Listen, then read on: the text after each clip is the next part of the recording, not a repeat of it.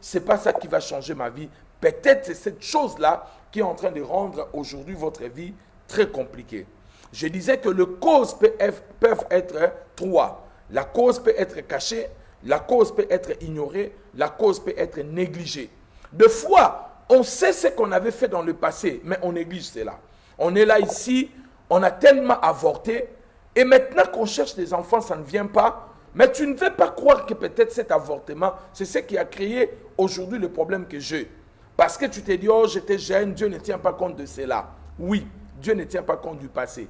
Peut-être Satan, ce n'est pas Dieu, mais c'est Satan qui utilise cela comme une accusation pour t'empêcher d'aller là où Dieu veut que tu sois. Tu as négligé cela. Ça peut être aussi ignoré.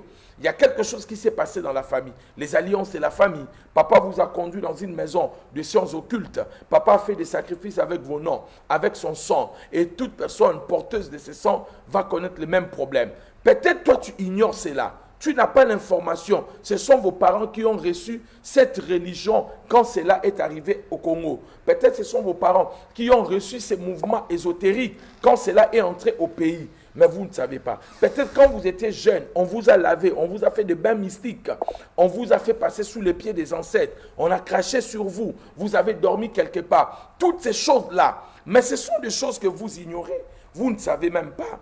Mais peut-être ce sont ces choses-là que Satan utilise comme une voie légale pour vous réclamer et imposer cette situation. La cause peut être aussi cachée. Ok? Je vous raconte l'histoire d'une femme.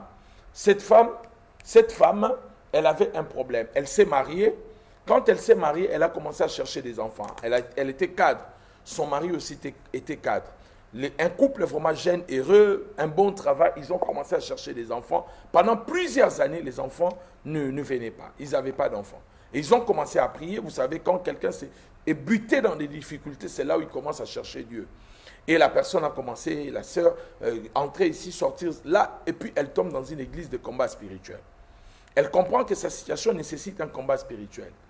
Et puis, elle va voir ses parents pour demander à ses parents qu'est-ce qui se passe. Les parents disent non, nous on ne connaît rien, tu auras tes enfants, nous on n'a pas de problème. La dame a commencé à entrer dans la profondeur dans la prière, à chercher la cause, Pourquoi moi, une femme comme ça, je n'ai pas d'enfant? Pourquoi elle a commencé à prier? Et puis un jour, elle dort. Elle voit une bouteille d'eau comme là, mais elle était renversée comme ça. Et la bouteille était vide. On a fermé la bouteille d'eau et on a renversé. Elle dort, elle se réveille, elle voit la même chose. Oh, dit, mais ça c'est quel genre de rêve? Je vois une bouteille plusieurs fois. La bouteille, elle est vide, mais bien fermée hermétiquement. Elle a la conviction d'aller voir ses parents pour leur demander. Quand elle arrive là-bas, elle dit, papa, j'ai fait un rêve qui se répète. Dans ces rêves-là, je vois une bouteille qu'on a fermée et on a renversé cela. C'est en ce moment-là que son père met le main sur la tête en disant « Ah, là, là, là, là ». Et puis, il regarde sa femme. Est-ce qu'on doit lui dire la vérité? La femme a dit « Vas-y ».